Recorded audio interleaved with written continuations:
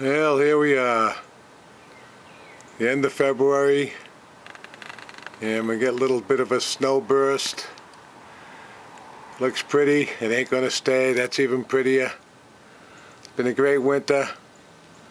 It's probably nice to have a little bit of snow in the air, make it look nice. And it's gonna all turn to rain, but that's okay. You don't shovel rain too much.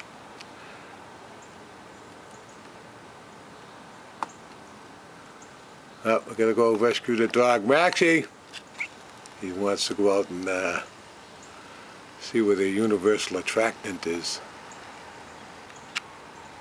He knows where I hide my camera, and he wants to go out there and eat my chicken bones.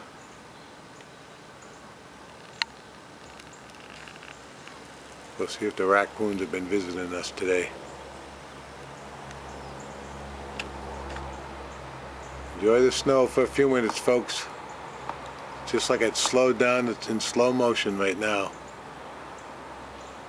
Yeah. Little burst. Yeah, that was it. Snowstorm's over. See you next year.